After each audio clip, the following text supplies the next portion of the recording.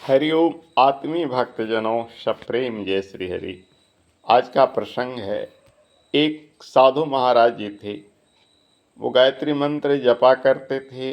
प्रतिदिन हिसाब किया करते थे कि आज 11 माला जपा, आज 35 माला जपा, आज 50 माला जपा, आज 100 माला जपा। उन्होंने किताबों में पढ़ रखा था कि 1.25 लाख जप करने से यह सिद्धि मिलती है। 24 लाख जप करने से गायत्री माता प्रत्यक्ष दर्शन दे देती है और 1.25 करोड़ जप करने वाले साक्षात विश्वामित्र हो जाता है। उन्होंने पुस्तकों में पढ़ रखा था, इसलिए रोज जप करते थे, रोज हिसाब करते थे। हिसाब से उनकी पोथी पत्रा भर गया था कि आज इतना माला जपा, आज इतना माला जपा।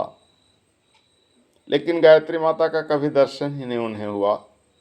एक दिन वे किसी काम से गांव पहुंचे। वहां देखते हैं एक सुंदर स्त्री ग्वालिन दूध बेचती है। ग्राहक आ रहे हैं, सभी को दूध नाप कर दे रही है और पैसे ले रही है। इतने में एक सुंदर सा युवक आया, हंसा, मुस्कुराया। वह ग्वालिन मुस्कुराई, हंसी, पास बैठ गया। दोनों हंस हंस कर बात किए।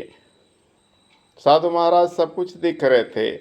उसके बाद वह उससे बिना नापे हुए उसके बर्तन को दूध से भर दी। साधु महाराज से रहा नहीं गया। वे पूछ बैठे, बेटी यह पक्षपात क्यों? सबको तो तू दूध नाप कर दे रही थी और उससे पैसे ले रही थी, लेकिन इस युवक को तूने दूध नाप कर भी नहीं दिया और पैसे भी नहीं लिया। हो सकता है उधार होता तो कम से कम दूध नाप कर तो देती। आखिर बात क्या है? वह मुस्कुराई, हंसी, बोले, बूढ़े बाबा आपको क्या पता, आप अपना पूजा पाठ कीजिए। वह युवक जो था वो मेरा प्रेमी था, उससे मेरा विवाह होने वाला है।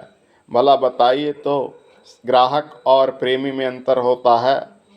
वो ग्राहक था, उससे मेरी सौदेबाजी थी, दूध नाप कर देता था, पैसा लेता था। यह तो मेरा प्रेमी है, मेरा मंगेतर है, कल मेरा पति हो जाएगा।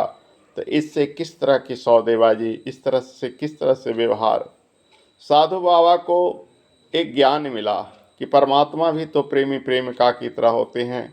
जिस परमात्मा का हम दर्शन करना चाहते हैं, जिस परमात्मा का हम साक्षात्कार करना चाहते हैं, जिस परमात्मा के लिए हम व्याकुल हैं, तो उसे जोड़ जोड़ कर हम हिसाब क्यों रखें? उस परमात्मा की माला जप कर में गिनती क्यों करें? उस ग्वालिन से साधु महाराज को वह शिक्षा मिली कि जप कार्यों में हिसाब की गणना नहीं, वह तो हमारा प्रेमी के समान होना चाहिए और साधक प्रेमिका के समान, ईश्वर प्रेमी के समान, उससे हिसाब किताब नहीं। वह उस दिन से माला का जप छोड़ दिए, गिनती करना छोड़ दिए और भगवान में सदा लीन रहने लगे और हमेशा चिन्मय सच्चिदानंदमय हो गए। ईश्वर का दर्शन होने में उन्हें देर नहीं लगी। तो जो व्यक्ति माला से गिनती करता है वो सदा गिनती करते रह जाता है, बनिया की तरह, इस ग्वालिन की तरह। लेकिन जो सच्चिदानंद भगवान को हर पल हर घड़ी भजता है, कोई गिनती कोई हिसाब किताब नहीं रखता है, वही ईश्वर को प्राप्त करता है। हरिओम तत्सत।